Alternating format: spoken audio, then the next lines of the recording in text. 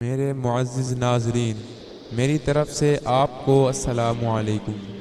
ناظرین، آج آپ کی خدمت میں ایسا واقعہ پیش کرنے جا رہے ہیں جس میں بنی اسرائیل کے ایک ایسے شخص کا تذکرہ کریں گے جس نے 99 قتل کیے اور توبہ کیے بغیر اللہ تعالیٰ نے اس کی بخشش فرما دی اور جنت عنایت فرما دی۔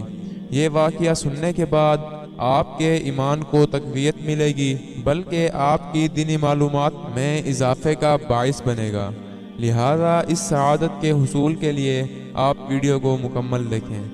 ویڈیو کا باقاعدہ آغاز کرنے سے قبل آپ کے گوش گزار کرنا چاہتا ہوں کہ آپ ہمارے چینل کو ضرور سبسکرائب کریں اور ساتھ ہی موجود گھنٹی کے بٹن کو بھی دبا دیں تاکہ آپ کو ہماری ہر آنے والی ویڈیو بر وقت مل سکے۔ بنی اسرائیل میں ایک شخص چوری، ڈکیتی اور قتل میں بہت مشہور تھا اور نہایت معمولی بات پر کسی کو قتل کر دیتا تھا۔ ہوتے ہوتے اس کے ہاتھ سے 99 افراد کا قتل ہو چکا۔ اس کے بعد اس کے دل میں احساس پیدا ہوا کہ مجھے بھی تو اللہ کے یہاں جانا ہے۔ چنانچہ یہ فکر بڑھتا رہا اور لوگوں سے معلومات کرتے ہوئے سرگرداں پھرنے لگا کہ کیا میری توبہ قبول ہو سکتی ہے یا نہیں۔ کسی عالم شخص سے ملاقات کی فکر ہوئی کہ معلوم کیا جائے کہ ایسے شخص کی توبہ قبول ہو سکتی ہے یا نہیں۔ لوگوں نے ایک عابد شخص کے پاس جانے کا مشورہ دیا۔ اس شخص نے اس کے پاس جا کر مسئلہ معلوم کیا کہ کیا میری توبہ قبول ہو سکتی ہے اور کیا میری مغفرت ہو سکتی ہے جبکہ میں نے 99 انسانوں کو جان سے مارا ہے۔ تو اس عابد کو مسئلہ معلوم نہیں تھا، تو اس نے اپنی عقل سے قیاس آرائی کی کہ جو آدمی 99 انسانوں کو جان سے مار سکتا ہے اس کی مغفرت کہاں سے ہوگی۔ چنانچہ اس نے کہہ دیا کہ تیری توبہ قبول نہیں ہوگی۔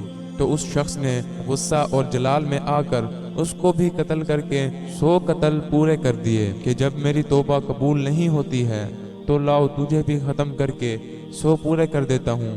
چنانچہ اس نے 100 پورے کر دیے، مگر اس کے دل میں درد و باقی رہا کہ میری مغفرت کی کوئی شکل ضرور ہوگی۔ اس لیے اس نے لوگوں سے پھر معلومات کا سلسلہ جاری کر دیا کہ روئے زمین میں سب سے بڑا عالم کون ہے، اس سے جا کر معلوم کروں گا، وہی صحیح مسئلہ بتا سکتا ہے۔ آخر لوگوں نے اس کو بتلایا کہ فلاں جگہ ایک عالم رہتا ہے، اس سے جا کے معلوم کرو۔ چنانچہ اس نے اس عالم صاحب کے پاس جا کر اپنی زندگی کی کارگزاری سنائی اور 100 آدمیوں کو کس طرح سے قتل کیا ہے سارا کارنامہ سنا کر معلوم کیا کہ اب بتلائیے کہ میری توبہ قبول ہو سکتی ہے یا نہیں، کہ اللہ کے یہاں مجھ جیسے گناہ گار کے لیے بھی مغفرت کوئی خانہ ہے۔ تو اس عالم صاحب کو چونکہ علم تھا تو اس نے بتلایا کہ تیرے گناہ معاف کرنے میں اللہ کے یہاں کیا رکاوٹ ہے، اللہ کی رحمت کا سمندر تجھ جیسے گناہ گاروں کے گناہوں سے بھی بہت بڑا اور بہت وسیع ہے۔ چنانچہ اس عالم صاحب نے مشورہ دیا کہ تم فلاں جگہ سفر کر کے جاؤ، وہاں کچھ اللہ کے بندے رہتے ہیں، ان کا مشغلہ صرف اللہ کی عبادت ہے، ان کے ساتھ مل کر اللہ کی عبادت کرو اور نادم ہو کر اپنے گناہوں کی معافی مانگو، انشاءاللہ تمہاری مغفرت ہو جائے گی۔ جب اس شخص نے آدھا راستہ طے کر لیا تو ملک الموت آ گئے اور اس کی موت ہو گئی۔ اب اس کے روح لے جانے کا مسئلہ کھڑا ہوا۔ آسمانوں میں سے رحمت کے فرشتے بھی آئے اور عذاب کے فرشتے بھی۔ رحمت کے فرشتے کہنے لگے کہ اس کی روح لے جانے کا حق ہم کو ہے، اس لیے کہ یہ سچے دل سے تائب ہو کر عبادت کے لیے جا رہا ہے۔ اور عذاب کے فرشتے کہنے لگے کہ اس کی روح لے جانے کا حق ہم کو ہے، اس لیے کہ اس شخص نے کبھی کوئی نیک کام نہیں کیا، پوری زندگی معیشت میں گنوا دی ہے۔ اسی دوران آسمانوں سے آدمی کی شکل میں ایک فرشتہ آیا۔ بعض روایت سے معلوم ہوتا ہے کہ یہ آنے والا فرشتہ حضرت جبرائیل امین علیہ السلام تھے۔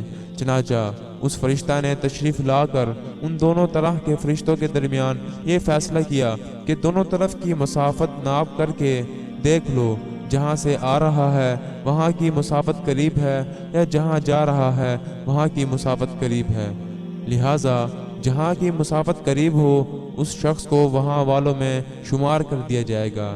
چنانچہ دونوں طرف کی زمین ناپ کر دیکھی گئی تو جہاں جا رہا تھا وہاں کی مسافت جہاں سے آ رہا تھا اس کے مقابل میں صرف ایک بالشت قریب ہے۔ चनाचा फैसला हुआ कि मकाम मासियत से मकाम इबादत सिर्फ एक बालिश्त करीब है, इसलिए रहमत के फरिश्तों को इसकी रूह ले जाने का हक होगा। चनाचा अल्लाह की तरफ से उसकी मग़फ़िरत का ऐलान हो गया।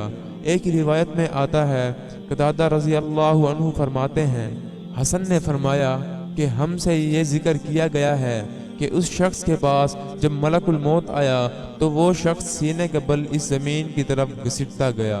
हदीस कुदसी में आता है कि मैं अपने बंदों के साथ उसके गुमान के मुताबिक होता हूँ और वो मुझे जहाँ भी याद करते हैं मैं उसके साथ हूँ।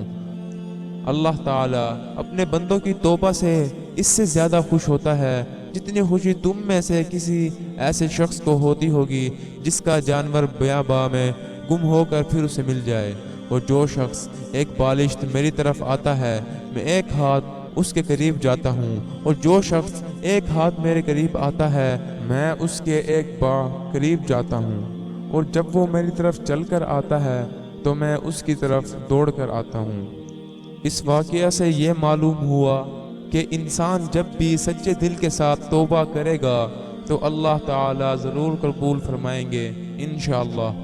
ये वाक़या खुसूसन उन हजरात के लिए हौसला अफजाई और मावनत का सबब है जो कि बड़े बड़े गुनाह करके अब मायूसी की ज़िंदगी गुजार रहे हैं, क्योंकि शैतान उन्हें मायूस करता है।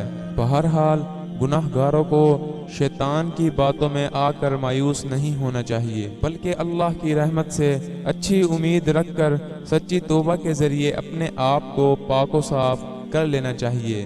दुआ है कि अल्लाह ताला मुझे और आपको सच्ची तौबा की तौफीक अता फरमाए। आमीन व आखिरु दावाना अनिल हम्दुलिल्लाहि रब्बिल आलमीन। नाज़रीन, मुझे उम्मीद है कि आपको हमारी आज की काविश बहुत पसंद आएगी। चनाचा आप अपनी मोहब्बत का इजहार करते हुए हमारी वीडियो को ज़रूर लाइक करें। अगर आप वीडियो के मुताल्लिक अपनी राय का इजहार करना चाहते हैं तो कमेंट ज़रूर करें। वस्सलाम व रहमतुल्लाहि व बरकातुहू।